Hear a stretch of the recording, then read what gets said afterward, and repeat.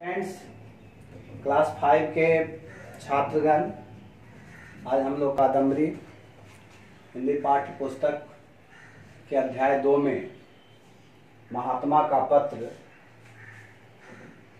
में देखेंगे। इस पाठ में जीवन मूल्यों को समझने की सीख दी गई है।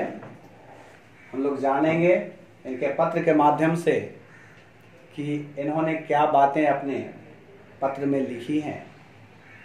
लिखते हैं, प्रिटोरिया जेल से 25 मार्च 1909 को प्रिय बेटे, अपने बेटे को पत्र लिख रहे हैं।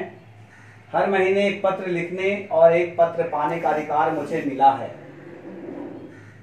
लिखते हैं, मुझे एक बार केवल पत्र देने और लेने का अधिकार मिला है। मेरे बारे में तुम जरा भी चिंता मत करना। मैं पूर्ण रूप से स्वस्थ हूँ और आशा है कि बात अच्छी हो गई होंगी। मुझे मालूम है कि तुम्हारे कुछ पत्र यहाँ आए हैं, लेकिन वे मुझे नहीं दिए गए। फिर भी डिप्टी गवर्नर की भलमनसी से मुझे मालूम हुआ कि बा का स्वास्थ्य सुधर रहा है। मैं अब कुछ तुम्हारे बारे में कहना चाहूंगा। तुम कैसे हो?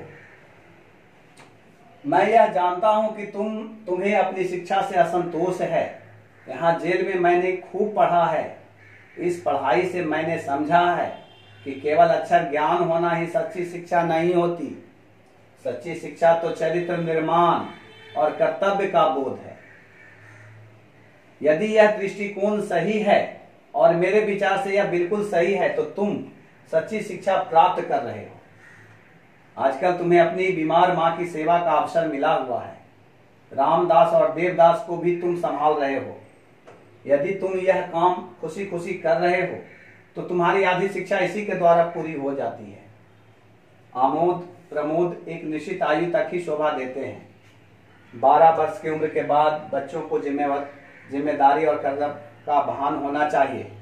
उन्हें अपने आचार और विचार में सत्य और अहिंसा के प्रयोग की चेष्टा करनी चाहिए, और यह वे भार समझकर ना करें, बल्कि एक आनंद का अनुभव करते हुए करें। यह आनंद कृत्रिम नहीं होना चाहिए। मैं जब तुमसे काफी छोटा था तो मुझे स्वयं अपने पिताजी की सेवा करने में बहुत आनंद मिलता था। दूसरों पर निर्भर रहने की जगह अपने काम खुद करना अधिक सुखद है। संसार में, आगे कहते हैं, संसार में 3 बातें महत्वपूर्ण हैं। इनको प्राप्त कर तुम संसार के किसी भी कोने में जाओगे तो अपना निर्वाह कर सकोगे। ये 3 बातें हैं अपनी आत्मा का, अपने आप का और ईश्वर का सच्चा ज्ञान प्राप्त करना। इसका अर्थ यह नहीं है कि तुम्हें अक्षर ज्ञान नहीं मिलेगा, वह तो मिलेगा ही, लेकिन तुम उसी की चिंता करो। यह मैं नहीं चाहता, इसके लिए तुम्हारे पास बहुत समय है।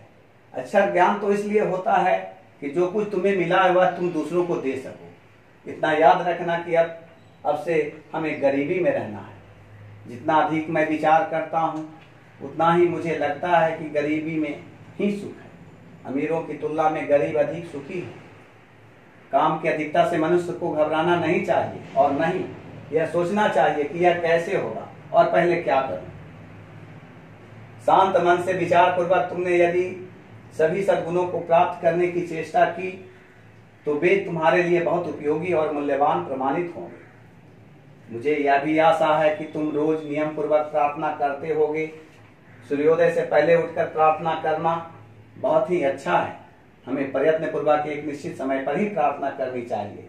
यह नियमितता तुम्हें अपने जीवन में आगे चलकर बड़ी सहायक सिद्ध होगी। इस प्रकार अंत में मैं प्रेम सहित यह पत्र समाप्त करता हूं। तुम्हारा पिता मोहनदास। तो इस पत्र के माध्यम से महात्मा गांधी ने अपने जीवन की बातें पत्र के माध्यम से अपने बेटे को शेयर किया, और ये पत्र के माध्यम से आज सभी छात्रों के बीच भी उनकी बातें रखी जा रही हैं, जो बड़े महत्व की हैं। यदि आप सभी विद्यार्थी भी इनकी बातों पर बखूबी ध्यान दें और मनन करें तो निश्चय ही आप इनकी बातों को खरे पाएंगे, और जो जीवन में आपको आगे बढ़ने में काफी मदद करेगा। इस पाठ का यही उद्देश्य है, और इस पाठ के समाप्ति के साथ ही इसमें अभ्यास भी दिए गए हैं, कठिन शब्द दिए जा रहे हैं, जिन्हें आप लोग अपनी नोटबुक्स में उतारेंगे फेयर कॉपी में।